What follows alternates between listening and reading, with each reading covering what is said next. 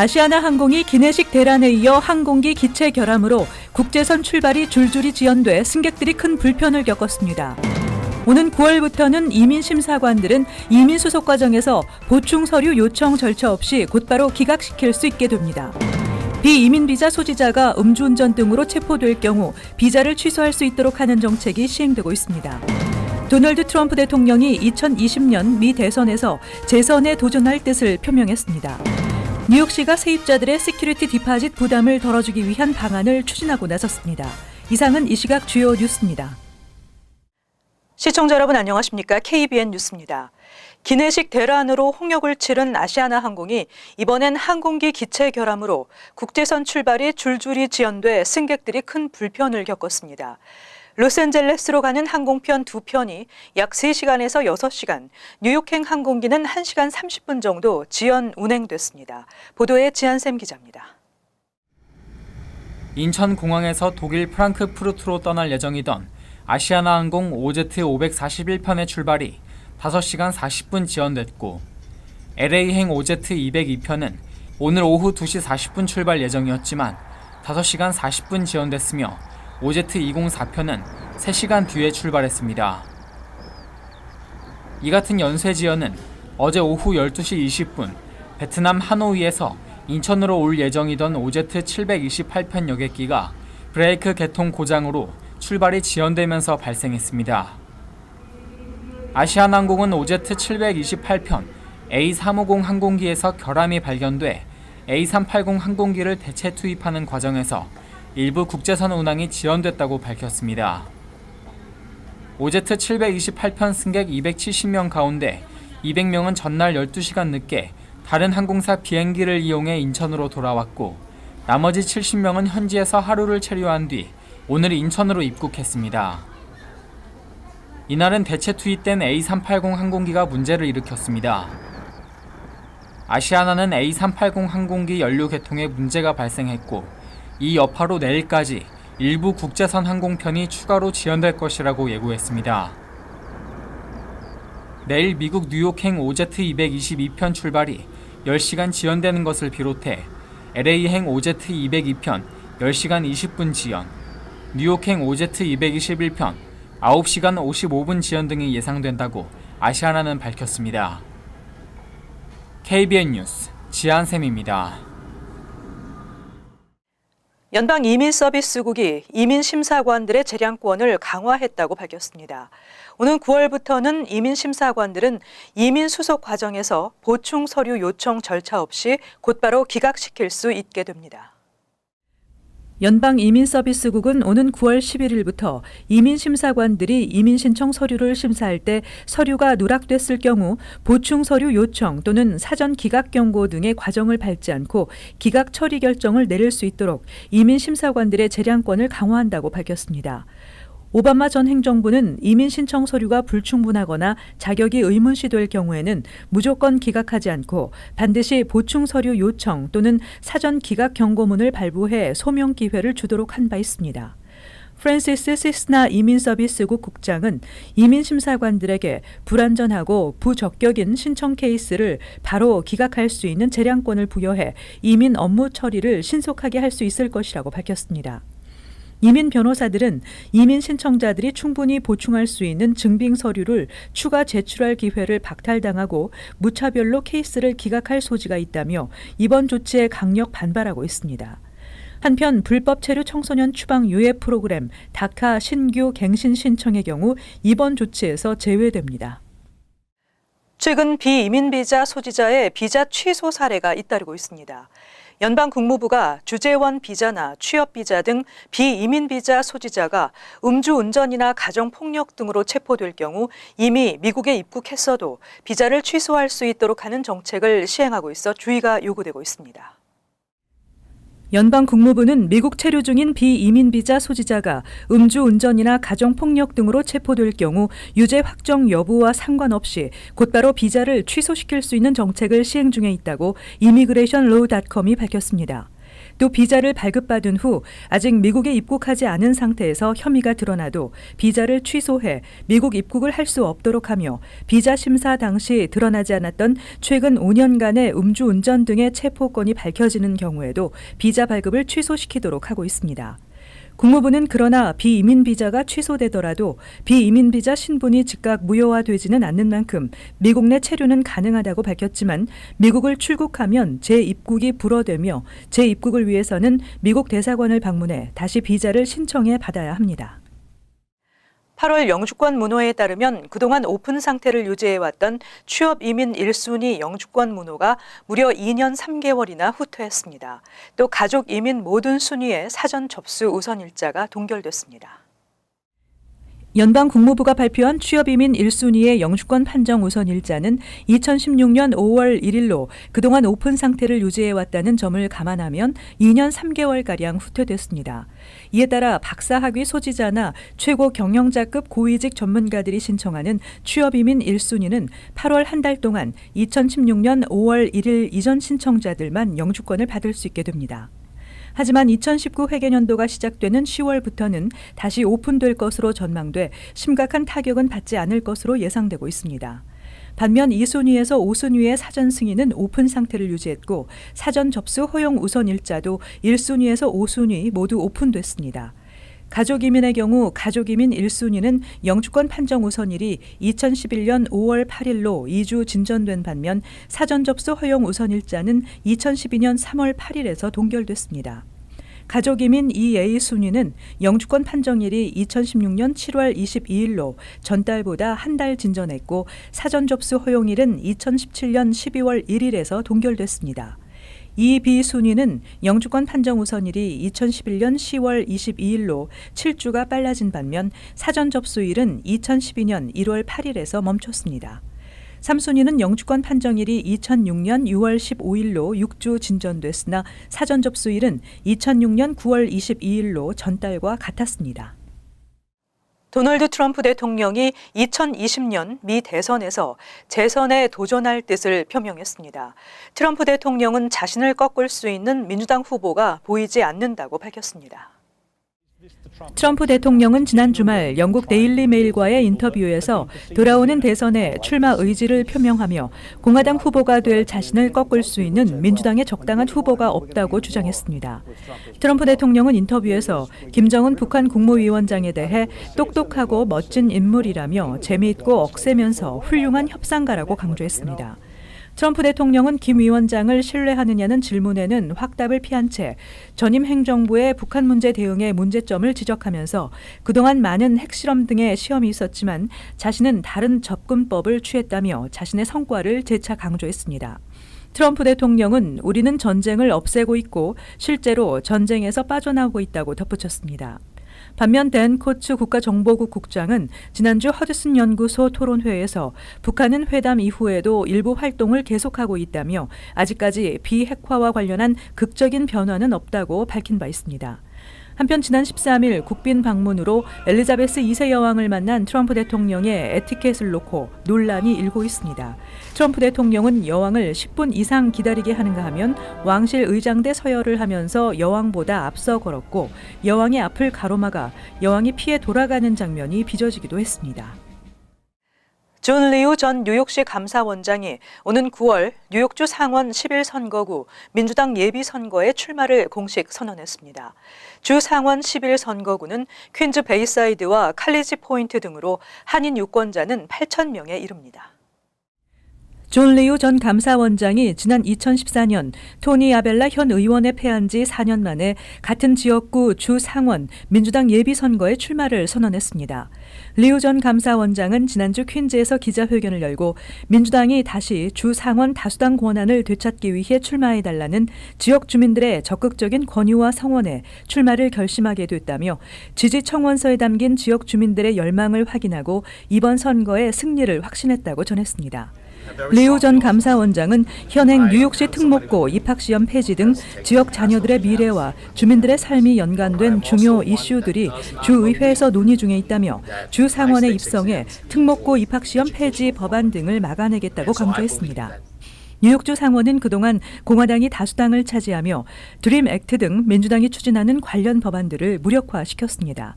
리우 전 감사원장과 맞붙는 아벨라 의원은 민주당 소속이지만 공화당과 협력하는 독립민주 컨퍼런스 소속 의원 8명 중 1명입니다. 기자회견에는 한인단체 관계자뿐 아니라 코리 존슨 뉴욕시 의장과 로리 랜스맨 뉴욕시 의원 등이 참석해 리우 전 감사원장의 출마 선언을 환영했습니다. 주 상원 11선거구는 퀸즈 베이사이드와 칼리지 포인트, 와이스톤 등으로 한인 유권자는 8,000명에 이릅니다.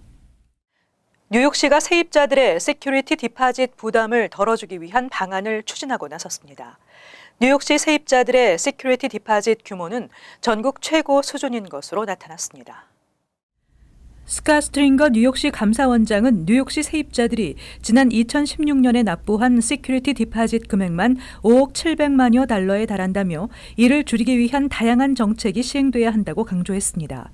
시 감사원실이 발표한 자료에 따르면 뉴욕시에서 시큐리티 디파짓의 비율이 가장 높은 곳은 브롱스 헌터 포인트로 연소득의 15.8%에 달했으며 이어 브루클린의 브라운빌과 오션힐, 맨하탄의 이스트 할렘이 각각 연소득의 15.2%를 기록했습니다. 세입자들이 납부한 시큐리티 디파짓 액수가 가장 많은 지역은 맨하탄이 2억 1,600만 달러로 샌프란시스코를 제치고 전국에서 가장 많았고 그 다음으로 브루클린, 퀸즈, 브롱스, 스테이튼 아일랜드 순으로 많았습니다. 스트링거 감사원장은 세입자들의 부담을 줄이기 위해 시큐리티 디파짓을 렌트비의 1개월치로 제한하고 월별로 나눠서 분할 납부할 수 있도록 하며 시큐리티 디파짓 대신 매달 $10 정도를 납입하는 방안 등을 담은 법안을 발의할 것을 뉴욕주 의회에 촉구했습니다. 스트링거 감사원장은 집주인들은 매번 세입자가 들어올 때마다 수천 달러의 시큐리티 디파짓을 받지만 세입자들을 위해 하는 것은 아무것도 없다며 세입자들의 부담을 덜어주기 위해서 뉴욕주 의회가 관련 조치에 나서야 한다고 강조했습니다. 한인 학생들이 많은 뉴저지 버겐 카운티의 거의 모든 학군의 주정부 교육 지원금이 크게 증가했습니다. 이에 따라 버겐 카운티 주택 소유주에 대한 재산세 인상 부담이 줄어들 것이라는 전망도 나오고 있습니다. 뉴저지 버겐 카운티에서 두 학군을 제외한 총 74개 학군에서 주정부 교육 지원금이 증가했다고 주 교육국이 발표했습니다. 리버 엣지 학군은 주정부 교육 지원금이 전년에 비해 157.2% 늘어난 118만 3,206달러를 받아 가장 큰 인상폭을 기록했습니다.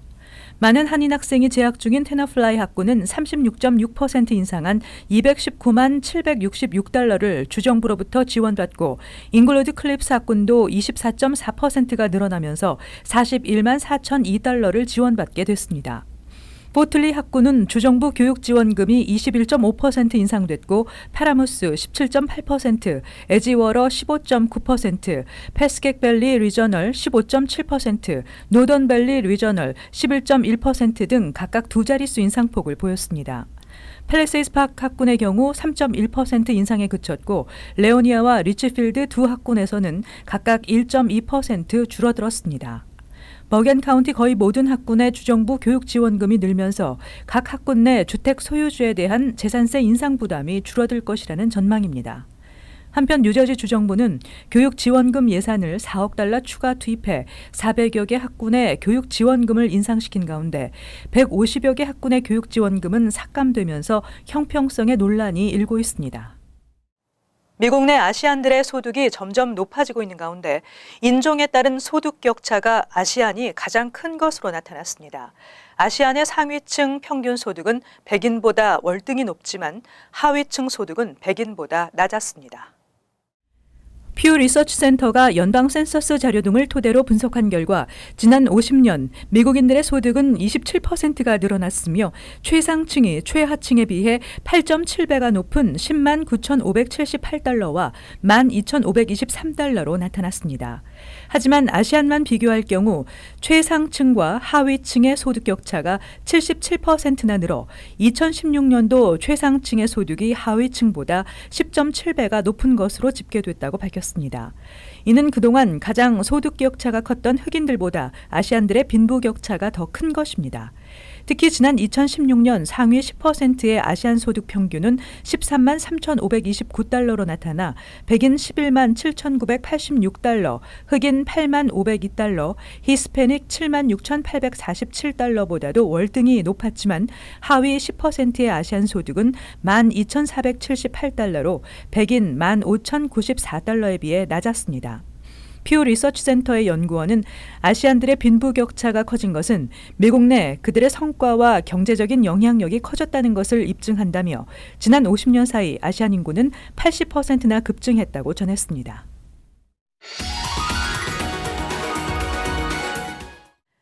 이어서 LA 지역 한인 사회의 소식입니다. 불과 얼마 전까지만 해도 미국에서 K-팝 그룹의 공연을 본다는 것은 드문 일이었는데요. 최근 세계적으로 K-팝이 성장하면서 미 최대 공연 기획사들도 잇따라 유치시키며 이른바 한류 붐을 이어가고 있습니다. K-팝 콘서트는 LA 지역 경제에도 1등 공신 역할을 하고 있습니다. 김재현 기자의 보도입니다. 불과 10년 전까지만 해도 미국에서는 낯선 광경이었던 K-팝 공연. 하지만 최근 세계적으로 K-팝이 독보적인 인기를 끌면서 올해 북미 지역에서 열리는 한국 가수들의 공연만 120여 건에 달합니다. I feel like there's a lot more opportunities to see a lot of the groups and there's a lot, I feel like the fan base is growing, so you can meet a lot more people who like the music, and then you can go to the concerts, and there's with KCON, they're bringing a lot more groups that you can see that you really wouldn't be able to have the opportunity as 5 years ago. Growing up and seeing K-pop on YouTube and trying to learn the dances and everything, I always wanted to go to a concert. So when I finally got to go, it was a lot of fun. 미 최대 공연 기획사들도 K-팝 공연을 최고 관심사로 두고 있습니다. 미국 내 한국 문화의 중심지인 LA에서도 수많은 한국 가수들의 공연이 줄을 잇고 있습니다. We're very excited about BTS, who has 4 sold-out shows at Staples Center. BTS sold out those shows in the same fashion and as quickly as Adele and Taylor Swift did. So it's pretty exciting for all of us here that we are going to host them here. And quite frankly, I wish they'd had a couple more shows. 특히 이 같은 행사들이 LA 지역 경제 활성화에도 큰 도움이 되고 있다는 평가입니다. So it allows the Korean population to come down to LA Live more and more and more. It also allows them to be able to take part of LA Live as it relates to the restaurants and as it relates to BTS over at Staples Center and at KCON as well, because there'll be a big activation out here. 이와 함께 공연 기획사들은 매년 증가하는 K-팝의 인기를 토대로 추세에 맞는 비즈니스 모델을 이끌어 나갈 계획입니다. K-팝은 이제 단순히 한류를 상징하는 문화 콘텐츠를 넘어 지역 경제에도 일조하는 톡톡한 효자 노릇을 하고 있습니다. MBC 뉴스 김재현입니다. 캘리포니아주가 일반 기호용 마리화나 합법화에 따라 본격적인 규제 절차에 돌입했습니다. 캘리포니아 주정부는 오늘 마리화나 관련 규제안을 발표하고 본격적으로 판매와 유통, 재배 관리 절차에 돌입한다고 밝혔습니다. 새롭게 발표된 규제안에 따르면 마리화나 판매업소는 캘리포니아주의 각 시나 카운티 규제에 상관없이 마리화나 제품 배달을 자유롭게 할 수 있으며 의료용 마리화나 환자들에게는 효능이 더욱 강한 마리화나 제품을 배포할 수 있게 됩니다. 또 규제안에는 마리화나 제품 광고 관련 규제도 더욱 강화해야 한다는 내용도 포함되어 있습니다. 한편 캘리포니아 주정부는 마리화나 시장을 지난해 11월에 임시로 도입한 규제로 운영하고 있지만 주 법에 따라 올해 말까지 공식적인 규제안을 마련해야 합니다. 이어서 간추린 소식입니다. 세인트루이스 법원 배심원단은 존슨앤존슨 베이비 파우더 등을 사용하다 암에 걸렸다고 주장한 원고 22명에게 존슨앤존슨이 총 46억 9천만 달러를 배상하라고 평결했다고 로이터 통신이 보도했습니다. 원고들은 존슨앤존슨이 만든 베이비 파우더를 비롯한 활석분이 든 화장품 제품을 사용해 난소암에 걸렸다며 소송을 제기한 바 있습니다. 뉴저지 에지워러에 거주하는 한인 케빈 베시 등 사기단 일당 9명이 돈 세탁, 폭력, 공모, 절도, 크레딧카드 절도 등 19개 혐의로 기소됐다고 뉴저지주 검찰이 밝혔습니다. 사기단은 지난 2014년 4월부터 2016년 7월까지 훔친 크레딧카드의 정보를 이용해 기프트카드를 구입한 후 공범이 운영하는 술집에서 허위 거래를 통해 현금을 챙기는 수법을 써왔습니다. 13일 새벽 퀸즈 베이사이드 41 애비뉴와 벨블러바드 사이에 있는 롱아일랜드 레일로드역 인근에서 신원 미상의 행인이 역으로 진입하던 롱아일랜드 방향 롱아일랜드 레일로드 열차에 치여 중상을 입고 인근 병원으로 호송됐지만 사망했습니다. MTA는 사고 당시 기차에 탑승했던 승객들을 다른 기차로 옮겨 수송하며 출근길 시민들은 큰 불편을 겪었습니다. 뉴욕주 보건국은 마약성 진통제인 오피오이드를 대신해 의료용 마리화나 처방을 허용하는 긴급 규정을 발표했습니다. 이 규정은 만성 통증에 해당되지 않은 심한 통증을 가진 환자들도 의료용 마리화나를 처방받을 수 있도록 하며 오피오이드 사용 장애가 있는 환자들도 의료용 마리화나를 처방받을 수 있도록 하고 있습니다. 보건국은 다음 주 내로 의료용 마리화나를 구매할 수 있는 임시 등록 아이디 카드를 발급할 예정입니다. 계속해서 환율과 증권 소식입니다.